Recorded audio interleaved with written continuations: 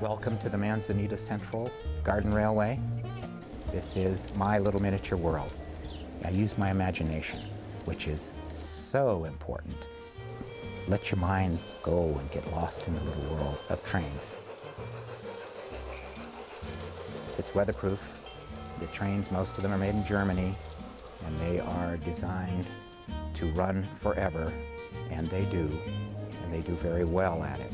People building model railroads go to all the extent to make everything look so realistic, everything right down to the last nut, bolt, and washer, and then they run them like toy trains, speeding around the track at unrealistic speeds.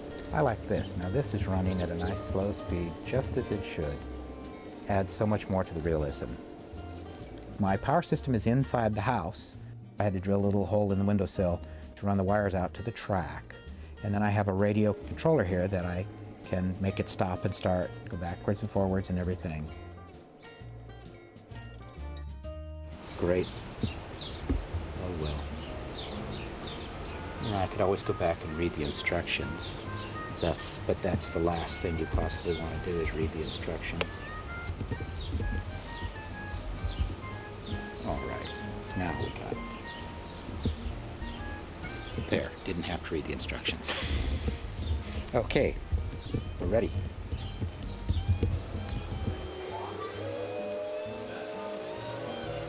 It's a fascinating hobby. It's wonderful. It's too bad that children are not picking it up nowadays, because they don't get the exposure to it like we did when I grew up. Of course, there were a lot more trains around then too. Trains went to every town.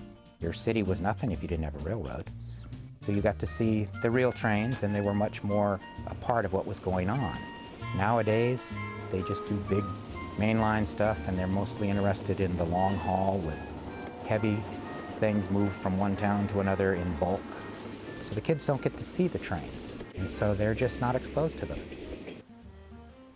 After all these years, I still look forward to going to work every day.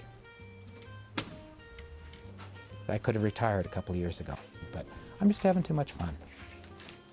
Good morning, Jerry. Good morning, Gail. I have a nice route in Oakmont that I've been on for over 20 years now, marching up and down the same streets. Everybody knows me, and I wouldn't have it any other way.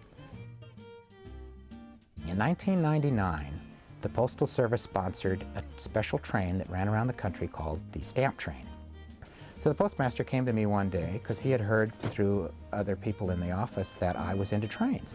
And he said, hey, what can we do to kind of advertise the train? So I said, well, gee, I could bring a train in and set it up here in the office, and it just run back and forth on a shelf. People just love to come in because of the train. We're breaking the routine, the pattern of the square box government office, post office. No, we want to make sure that people come in and they feel pleased, and they feel like, you know, there's something different about this place.